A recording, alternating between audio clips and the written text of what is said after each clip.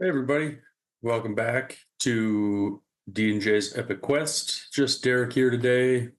As you can notice, a little bit different location.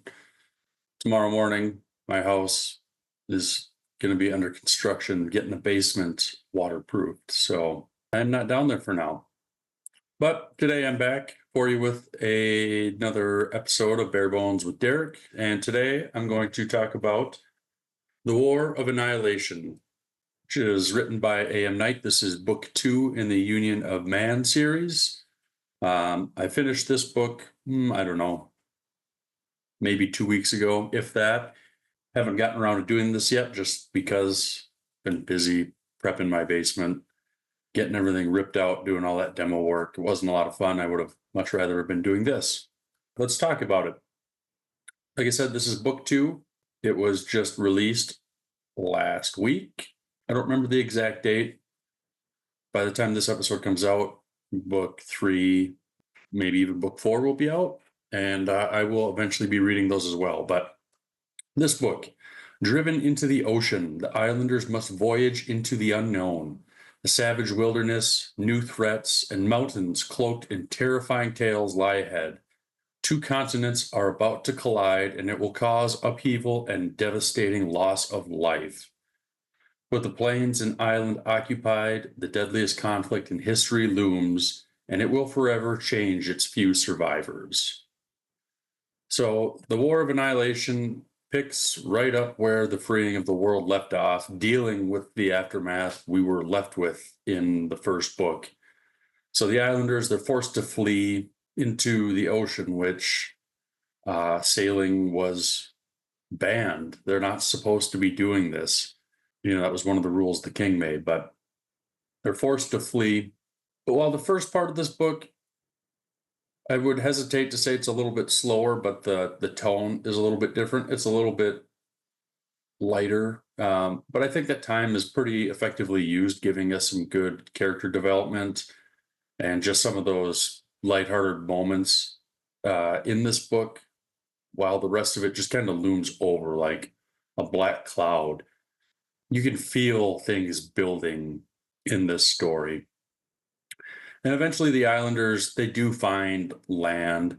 It's kind of hard to talk about this book without bringing that up, so I don't really think it's too much of a spoiler. But how are they met once they arrive on this new world? That's what you're going to have to read and find out. I'm not really going to talk about that, but I did really like how this was handled in the book. And this new world, it was super fascinating to me. And it read kind of somewhat like what I would maybe imagine the discovering of the Americas was like, or could have been like. And we spend a pretty significant amount of time in this land in the book.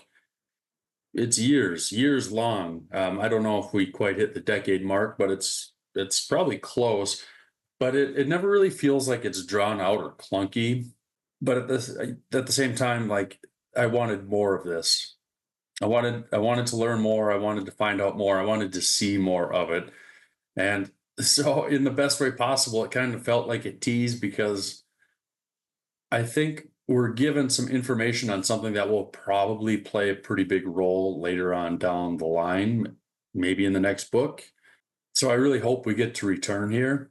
And what AM does a really good job of is making this passage of time feel pretty natural with his writing style. It flows really well. And just overall, his writing style, I really enjoy.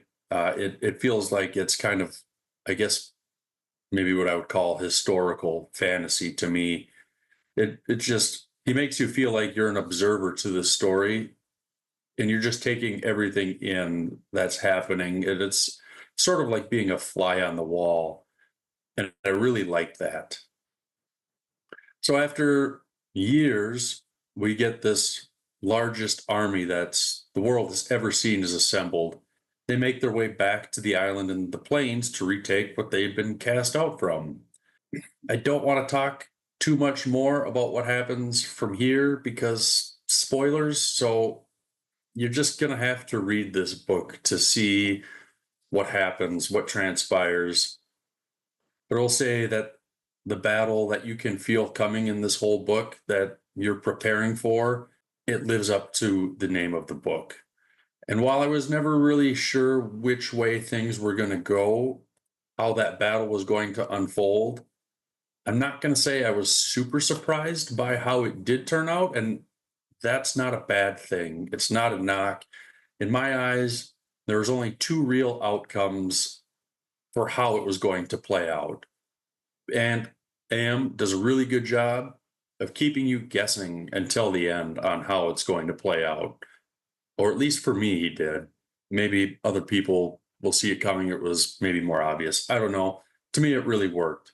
All I can say is it kept me on my toes the whole way through. And much like the first book, once things got going in this story, it was really hard to put this book down. The strengths for me in this book include characters that I felt were really believable, an overarching plot line that spans years, and by the time the story's done, maybe it's going to be generations. I think that's really cool. And this world is just so massive and it's just begging to be explored. So I hope we get to continue to see more of this. And then you've got actions or maybe inactions that have very real consequences for what's happening at that time or may ripple throughout the world. And obviously, like if you want a good battle scene, you've got a battle on a massive scale here in this book. I didn't really have any major issues with this book. The only two things I would have liked to possibly see would have been like a brief recap of what transpired in the first book. Just, I didn't have a big gap of time between when I finished the first book to when I started this. But there was a little bit, so maybe just a little refresher would have been kind of nice. Not a deal breaker by any means. And the other thing I would have loved is just an updated map or expanded map.